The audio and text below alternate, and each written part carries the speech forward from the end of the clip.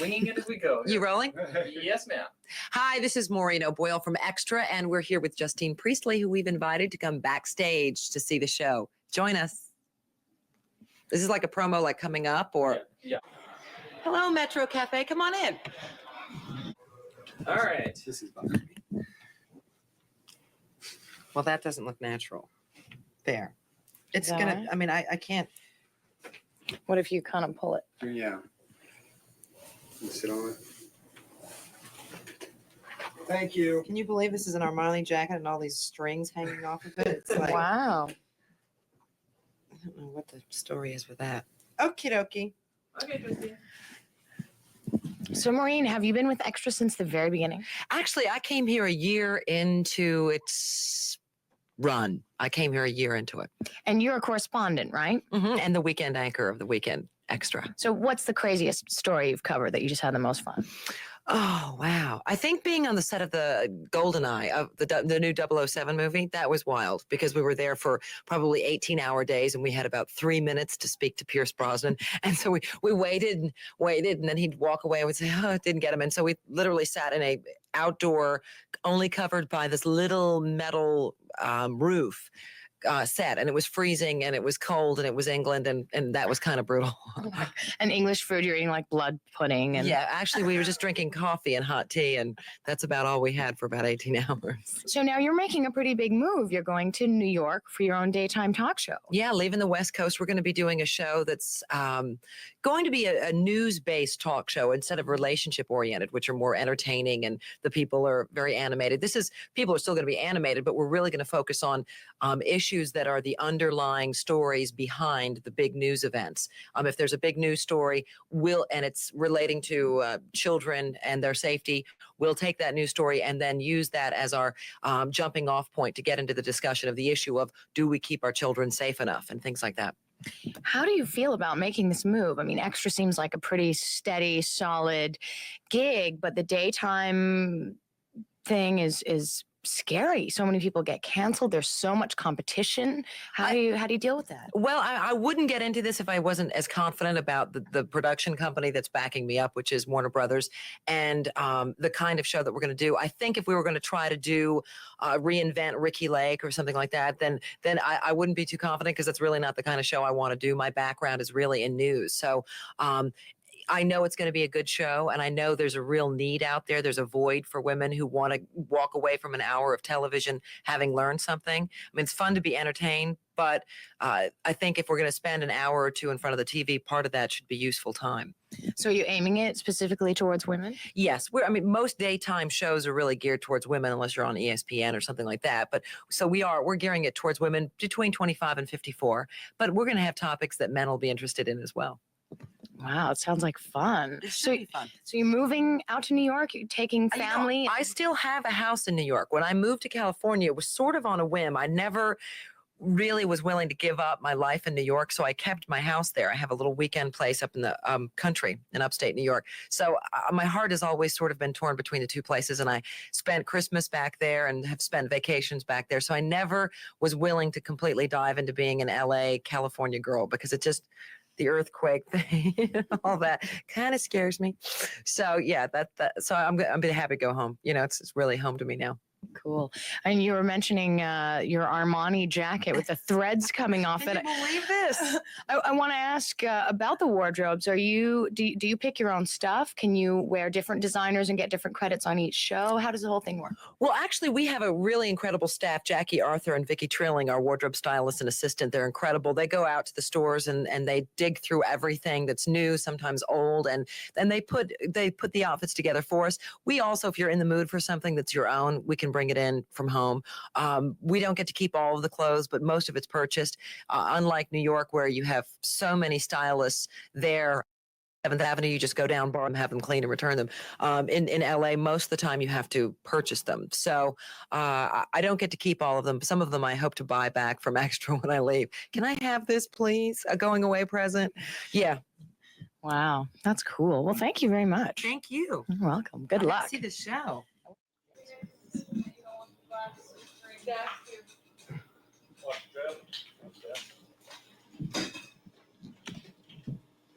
I played that was on the show. They had Diva.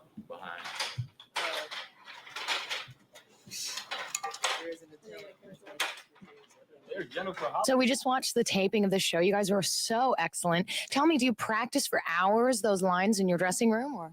Hours. Yeah, hours. Yeah, and like hours right and before hours. we read it. Okay, what are we gonna say? This is what we're gonna say. No, Really? Well, they change up to the last minute. Things are rewritten in the story. Sometimes the order changes. So we pretty much sometimes look up and it's not what we expect. So it's kind of fun to roll with the punches, but that's what we have to do a lot. And we don't really like to practice because, you know, basically what I do is I glance right before I'm about to go on camera. I glance at what I'm going to say because I want my delivery to be fresh. So if you just practice and practice and practice, then it doesn't come across. The only time you might practice if you have a name that's going to be really tough to pronounce.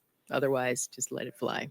Mm-hmm. So just lots of experience. So you get to the point that you can just read a sentence once and then just knock it off. A lot of times, I know we both do this because we watch each other work because we play off of each other. So it helps to do that. But we'll actually insert words or change things around as we're reading it, and what goes by on the teleprompter is not necessarily what comes out. What we're saying, exactly.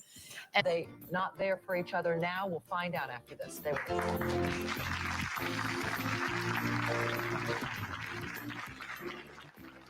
If you're married to someone who's a control freak and you just can't take it anymore, call us at 1-800-897-0292. Maureen's most memorable guests are back, and boy, have their lives changed. I have the husband that I've always wanted, thanks to you. Inperson with Maureen O'Boyle, Tuesday. Well, here we are 3 days later. So that makes it August 4th, 1997. You know what I just thought of? This exact date, 7 years ago, 1990, meaning to record some crazy song. But I lost the tape about 6 years ago. Haven't seen it since. I think my mom threw it away. But I was listening to some of those old tapes. See how much my voice has changed. Even my sister. Things were much better back then. Here, I'll let you hear some. This was a tape that we were making for my dad when he was on the ship. Unfortunately, we never sent it to him. Can I quit on the set? Say. TGIF, it means thank goodness it's Friday. TGIF. He said, well, we have a student that's running around here. Then he started talking on it, and Miss Luca grabbed me out of line. Him and her and Mr. Price were talking, and you know, as usual, stupid Miss Luca was agreeing with Mr. Fries. And I know they're a grown-up, but he gets me ticked off. He's a jerk. Just like your boss, he's a jerk. Miss Luca grabbed me out of line. Miss Luca was, and then I seen, and then behind it, he was looking at her in a mean way. Miss Luca said, she said, you should have copied those words down on the paper. She said, yeah. And then he said, well, where are you going? I said, the speech. He said, don't you dare go to my classroom again. And then I said, well, I won't. I came back to, I went to speech. Miss Daddy, one thing, Miss Michael's not teaching. I have a new nice speech teacher, Miss Campbell. Next thing you know, you're going to start paying her, I bet. No, never. I learned my lesson last summer. So I went to her. She's the only one that never yelled. She never yelled. My teacher, Miss Luca, it was her first day talking mean to me. And she said, I want you to come. Junior, you're wasting up our tape. We see his Christmas Columbus program. He lied all of it. But he told the true story. And Daddy, we still have a lot to go. And Daddy, How you know? Look, you can tell because of that. See the those lines. This side is more film.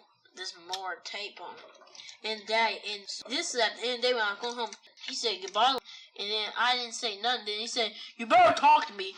But I just walked out the door and didn't say nothing. He been bad. We'll pretend we're in the studio. Mom, cut off the set. Okay, Junior. Okay. Hey! Look at me! That's Junior ain't no stupid. Mary, he can tell our voice. Daddy, do I sound older? Okay. It's right on the set, Mom. My teacher gave me some fair tickets in October. We're recording. Today is October 17th. Tomorrow is when you go to the fair. On October 18th because we're off of school on Friday. Focus! Quiet on the set. Well, there you had it.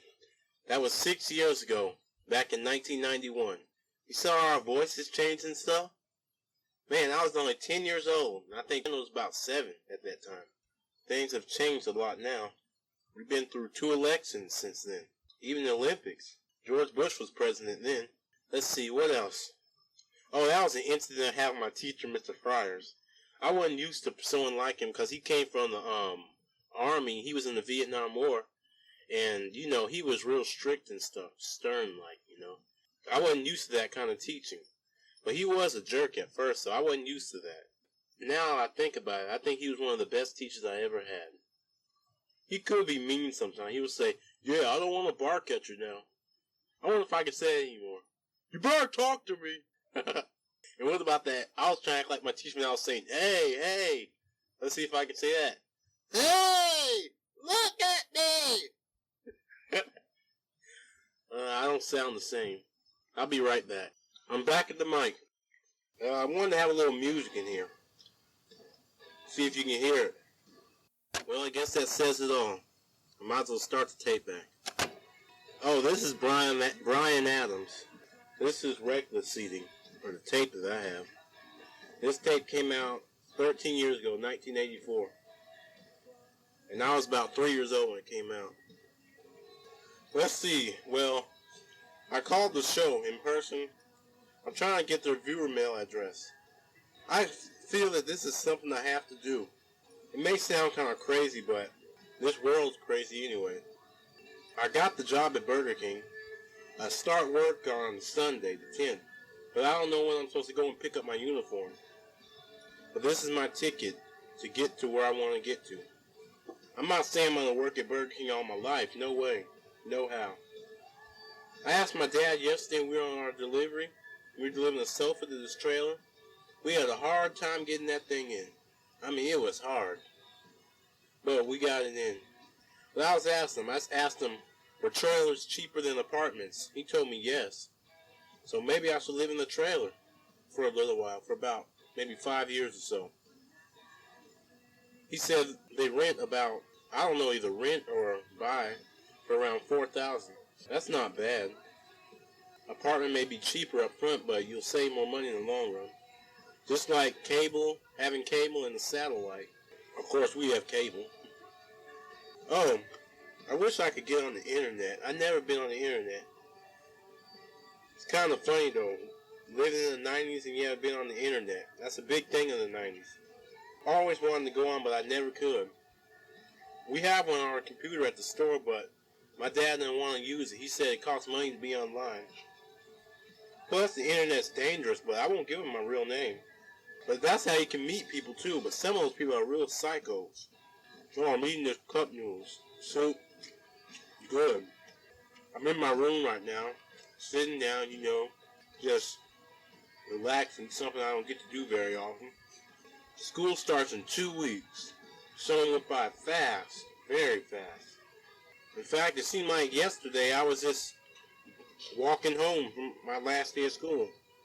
I hope I can graduate in 99, though. I want to get out of high school. It's getting harder and harder. I hate to see what it'll be like when my little sister graduates. Man. Oh, and I learned something else yesterday, too. I asked my dad, I asked him, if we just kept on driving north on the interstate, where would it take us? He said it'll take us to Maine, probably. The direction of Maine is north, and New York is north of us. So, I can just go north. See, this is my plan. I plan on leaving a Friday morning, maybe like a week after I graduate, as if I graduate. Like I said, I'll leave early Friday morning, about 4 a.m., and just leave from there. Maybe I'll make it there around Monday, or Sunday or Monday. I don't know. You know what? I thought about something. My 7th grade year when I was in school, which I am now, I was stupid that year. I thought I had to be a certain way for people to like me. Who cares if people like you or don't like you? It's no big deal.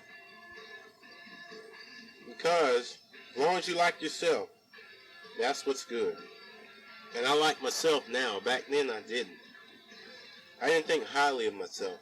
Now I do. A lot of stuff happened that year, though. Out of all the years in the 90s so far, 1995 was when I learned the most about, about being me and, being myself. I think that's the year, 1995. I don't know, a lot went on that year, though. A lot. I don't really want to get into it right now. If you're ever curious, ask me and I'll tell you. It really depends on who you are, too. If you're one of my children, I'll tell you. If you're my wife, I'll tell you. If you're my parents, I'll tell you one day.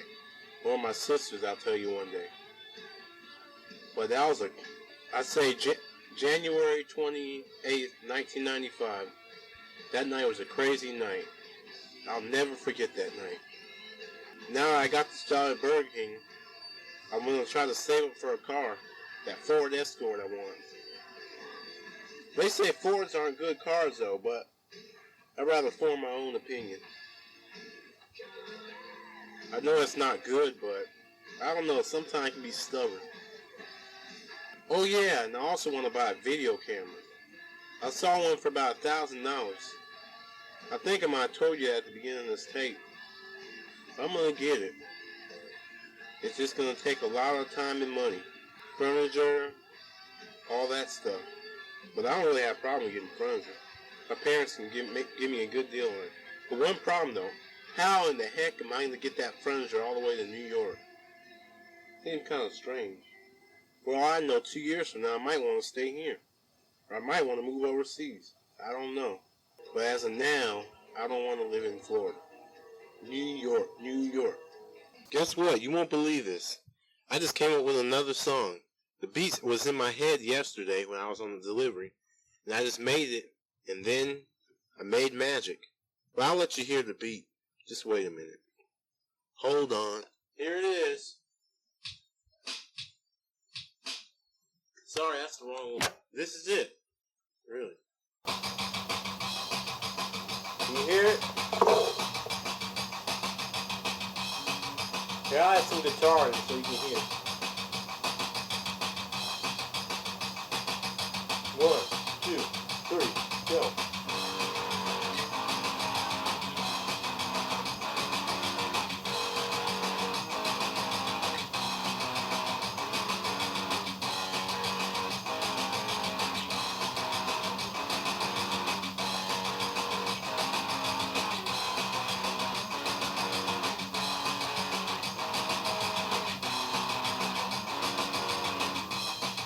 Here's another part I added.